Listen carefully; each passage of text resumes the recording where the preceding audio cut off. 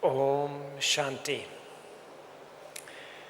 Dear respected speakers on the dais and brothers and sisters, I was asked to speak today on the basis for ideal leadership and good governance. We all have to live in harmony with our world, and it seems this is the biggest challenge. Brahma Kumaris has set up more than 10 years ago an environmental initiative, and our aim is to bring spirituality and science together, to bring spirituality into climate change. I had the opportunity to participate the last 10 years at all United Nations climate conferences, and the news regarding the climate is not very good. We all can see that in India, the monsoon has shifted. It is begun 1 month late, and it is still not ended. And for the farmers, this is a big problem. All over the world, there are demonstrations, there are scientific ideas what we should do, but it seems we are not able to bring the required change into our life, in the way how we produce energy, how we travel, how we farm, and what we eat. If we look into the reasons for this, that we are not able to change, we soon find out that there is a lack of ideal divine leadership and good governance. An ideal leader has to lead an honorable life, a pure life, based on spiritual principles, ethics, wisdom, and he has to be an example. Such a leader should be tolerant, loving, and compassionate for all brothers and sisters of this planet. All the great leaders in the past, the religious founders, Mahatma Gandhi, whoever you want to quote, they were examples of the message they spoke. If we want peace in the world, we have to first establish peace in ourselves. If we want to deal with climate change and the hot temperatures, we need a cool mind. Any transformation in this world, any change to the better, has to first come in ourselves.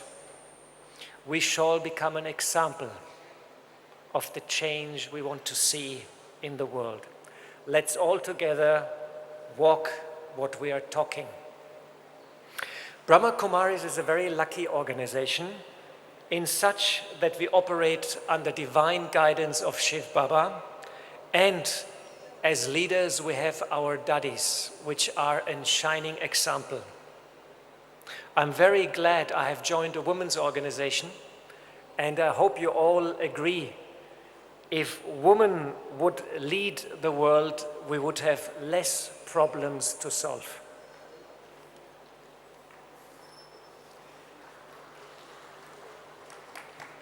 In order to solve all these problems, we have to be empowered. We have to empower ourselves, but we also have to empower the people in the world, the students in the schools, everywhere. We have to empower people. Here we see yoga as a very powerful tool. Meditation brings power to ourselves, empowers and purifies the inside, and such helps us to take proper decisions in our life. The good news is that Brahma Kumaris has started more than 20 years ago to research and develop solar technologies. Meanwhile, we have carried out more than 20 research projects with the German government, with the Indian government. Brahma Kumaris is a recognized research organization with the Department of Science and Technology in India. And we are operating right now 6 large solar steam cooking systems, more than 400 photovoltaic systems in our centers in India. And in 2017, we completed an 80 crores research project, India One, it's a solar thermal power station which produces heat and power for our campus.